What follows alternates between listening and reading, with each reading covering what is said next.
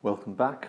This is the third of a series of 5 podcasts that looks at the golden era of the Weimar Republic, 1924 to 29. So far, we have looked at the first podcast looked at Stresemann and reconciliation, and then the second podcast looked at the Dawes Plan and the Young Plan, the economic agreements of the 1920s. This third podcast then looks at this strand here, which is recovery by 1929, noticing there the question mark, because effectively it's saying, was there a recovery? And two aspects we need to look at. So if you get this type of question in the examination, again, paragraph your answer the same way. Was there political recovery and was there economic recovery? And within each of those, you've basically got two strands. You've got arguments for and you've got arguments against, V for against. Okay, so for and against. So think about that as we go through these points. So let's do economic recovery first. So that obviously very much links into the previous podcast. So remember, Stresemann had introduced a new currency, the Rentenmark. He had negotiated the Dawes Plan in 1924, which had staggered reparation payments, introduced annual fixed amounts, and secondly, and most importantly, it had brought in huge US loans, huge American loans to kickstart the economy, get the economy moving again. And those features had very much brought hyperinflation under control. The new currency, stopping printing the money, the American money coming in, effectively hyperinflation stopped, and it ushered in a period in the middle of the 1920s when the economy was apparently on the surface doing well. How can you see that? First of all, with all this American money coming in, it did undoubtedly generate huge industrial growth. The factories started working again, and it wasn't just the amount of money that was coming in, it was also the type of support that America gave. So a lot of American investment in terms of advice and support, consultancy. So a lot of new American techniques were coming into Germany in the middle of the 1920s. So for example, America was known for Ford motor cars and a new production line technique based on conveyor belt technology. Well, that was brought into Germany in the 1920s. So they were manufacturing in different ways. They were using conveyor belt technology in the factories. In retail, they were applying American methods. Now, America was the first country that they basically discovered, I suppose the word is, department stores, big retail stores. Back in the 1920s, by far the biggest retail store was an American firm called Woolworths. So likewise, by the middle of the 1920s, with all this American money coming in, you started seeing Woolworths appearing on the high street of German cities. So all of this generated jobs, it generated wealth, and it generated confidence in the government. Okay, so by 1928, German industrial growth was back to what it was in 1914, the year the war broke out. Employment was boosted, so it wasn't just the fact that prices were brought back into line, but also it was generating jobs for the Germans. So very, very little unemployment at that time, certainly in the cities. On the other hand, remember what we said, there's always a counter-argument. Now, in terms of the economy, the main counter-argument, and the one you really need to push, is this. The economic recovery was most apparent in the cities. However, if you went into the countryside, it was not so obvious. In actual fact, farmers did not really benefit. Food prices started to fall in 1927, and it's what would be called the beginning of an agricultural recession. It's not quite a full-fledged depression, but it's certainly the early signs of bad things to come. So there was an agricultural recession. Secondly, industrial growth, as we said, was enormous, but there are signs that it was slowing down. Okay, 1928, as we move into 1929, there were signs that it had probably peaked and it was slowing down. So the economic recovery was not all that it seemed to be. Now then, political recovery. So, remember, we looked at how in the early years of the Weimar Republic you've got a political spectrum and from left to right, and effectively when the Republic was going badly, the parties on the extreme left and on the extreme right tended to do well. When the Republic was doing okay, then the voters would vote for the parties in the middle of the spectrum, because those parties in the middle of the spectrum were Republican parties. They supported democracy, they believed in the Republic. So the general feature in the middle of the 1920s was that the pro-Republican parties in the middle were getting more of the votes, and the extremist parties on the extreme left and the extreme right were getting less of the vote. Okay, so the first point is, as a result of Stresemann's success, support for extremist parties fell during the Golden Era. Now, if you take a look at the diagram to the right, and I'll zoom in here for you, okay, it shows you the different election results, and for each, these are Reichstag elections, so you've got May 1924 there, you've got December 1924, and for each of them you've got a block of bar graphs.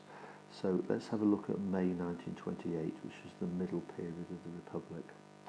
Now, the SPD, which are marked with purple, were the main pro-Republican party.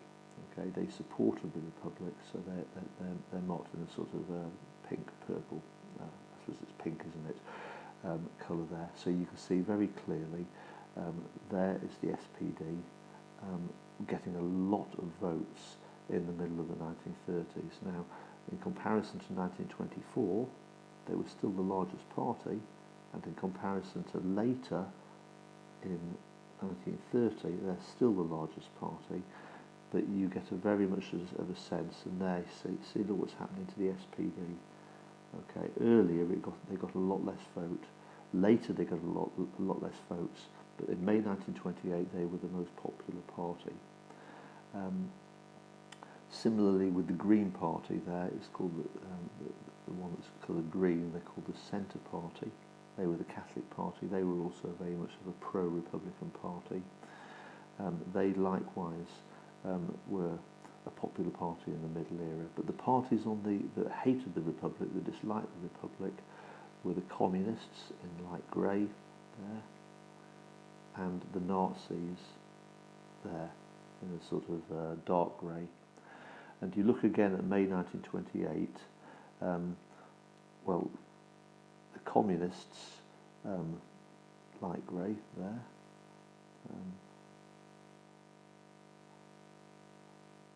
did a lot better than the Nazis, but they still were not a great party in terms of support, certainly in comparison to what happened in 1930 and 1932. If you look to the right, you can see the Communist vote going up. But the Nazis, down at the bottom there, this group, okay, effectively in 1928 they got 2.6% of the vote, which was only 12 seats. Okay, so they were a very small party. People were not interested in the Nazi party because Hitler and the Nazis, effectively their main campaign message was that the government in Berlin was not doing any good for Germany. Well, of course, in the middle of the 1920s, it seemed that Stresemann and the government in Berlin were getting it all right for Germany, so voters were not really interested in Hitler's message. So go back to the text. The Nazis only won 12 seats in the 1928 Reichstag elections. Okay, the government coalition, in other words, they're the political parties that worked together to run the country, who believed in the Republic, was more stable during the Golden Era. And the parties that made up the government coalition were, and just to zoom in a little bit on that, the parties were in particular the SPD, which is there, the Centre Party, and the Democratic Party. Those three parties in the middle were the parties that supported the Republic, and they were getting a substantial proportion of the votes. So they were capable of running the country. The coalition was working well in the middle of the 1920s. But opposition was still there, and the Dawes Plan and the Young Plan created resentment. Okay, so what exactly does that mean? Especially from the right-wing parties, such as the DVP and also the DNVP, okay, the People's Party, and in particular the DNVP. You can see that at the top of the key there in blue. Well, every time Stresemann put his signature to a deal with America, no matter how much that deal helped America, so the Dawes Plan and the Young Plan helped America, the right-wing groups basically said that's like re-signing the Treaty of Versailles. So the right-wing groups would always campaign that effectively that was a criminal act, making any form of agreement with the Americans, because the Americans were the punishers, the country that punished Germany. So the cries of stab in the back would reappear. Another one, which is very, very important, and perhaps I should have mentioned that on the previous slide on economic recovery, is this, and I emphasised this on the revision session on Friday. Try to imagine Germany as being a house of cards. On the surface, Germany in the middle of the 1920s looked strong, looked impressive. It was very exciting. She was a free country. Women had the vote.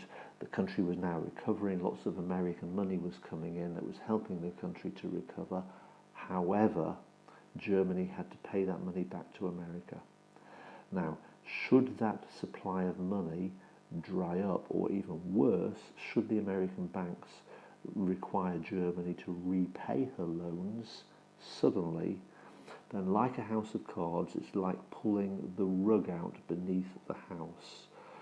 Germany was propped up by American money. If that supply is cut off and Germany has to repay that money to the American banks, then the house of cards will collapse. That was obviously a key point. The house was a house of cards. Those underlying structural problems were still there. Coalition government was working, but the problem of proportional representation was still there, for example, which we've already looked at. So the underlying structural problems were quite fundamental. The house looked stable, but was it really stable? Finally, there's a model answer. This is an essay question, 16 marks. So again, please make sure you download it, read it. 16 marks is a third of the marks on the paper, where you're given a quote by a historian and you're asked, do you agree? So you've got to balance an answer. And it was this: the Weimar Republic successfully recovered from its early problems in the years 1924 to 28. Do you agree? So you're very much writing an answer of two halves. On one level, part one, yes, it did seem to recover. You develop your arguments for that. And then the second half is you're looking at the underlying problems. So make sure you download that answer and then play the podcast that walks and talks you through it, and then have a go at writing that essay yourself. Okay, so that's that one. That's the end of this podcast. So the next podcast in this series of 5, go to podcast 4, looks at as I use the image, this sort of sleeping snake, the Nazi Party during this golden era of the Weimar Republic. Thank you.